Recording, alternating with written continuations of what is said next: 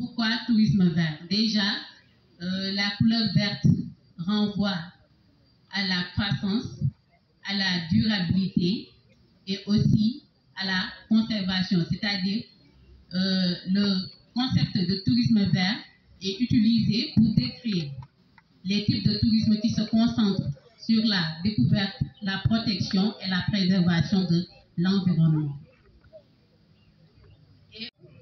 Et lié au principe de développement durable, c'est-à-dire il vise à minimiser les impacts négatifs de l'environnement. Nous le verrons tout à l'heure au niveau du contexte de l'écotourisme, la naissance de l'écotourisme, pourquoi l'écotourisme a été mis en place. Après, il sert aussi à maximiser les bénéfices, des bénéfices sociaux, culturels sur la communauté locale, mais aussi en offrant des expériences de voyage authentiques aux visiteurs. Et une forme de tourisme qui renferme sur lui-même des formes de tourisme alternatifs, à savoir le tourisme durable, le tourisme solidaire, le tourisme équitable, le tourisme participatif. Donc le tourisme durable, c'est-à-dire le tourisme, est, de même que la population locale et les acteurs du tourisme doivent poser des actes qui sont durables dans le temps. En quoi faisant? C'est-à-dire, si les touristes viennent, au lieu d'utiliser, c'est-à-dire d'affréter des voitures qui seront personnelles, de prendre, par exemple, les transports en commun comme le bus pour éviter la consommation du dioxyde de carbone, et aussi utiliser des transports écologiques comme le vélo et même pourquoi pas faire la marche, c'est-à-dire se déplacer à pied. Alors, après ça aussi, on a le tourisme responsable qui rentre à peu près dans le tourisme durable.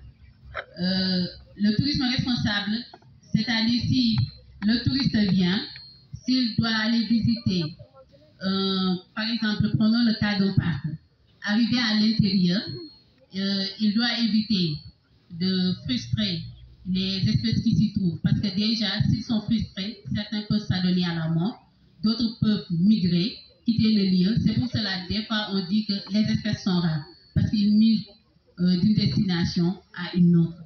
Et après, il y a les actes, c'est-à-dire les prestataires de services qui doivent respecter le poids du nombre.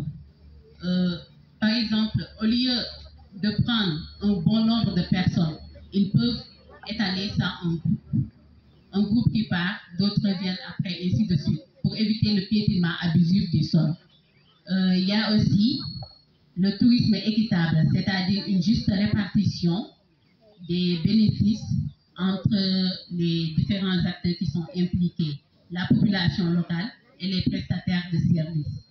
On a aussi le tourisme participatif, c'est-à-dire la population locale doit être impliquée dans les prises de décision. Parce que déjà, si la population locale n'est pas concernée, si le touriste vient ici, ça peut amener des tensions entre eux. Parce que déjà, si la population n'est pas d'accord par cette activité, ils peuvent, par exemple, ne pas respecter l'autre dans ce qui fait bien dire que peut-être les touristes sont là juste pour dénaturer en fait notre environnement. Et aussi, ce qui est plus important sur ça, c'est que lorsque le touriste vient, d'abord déjà, il vient avec sa culture. Et il y a la culture de la population locale aussi, ce qu'on appelle choc culturel, c'est-à-dire la rencontre de deux cultures différentes.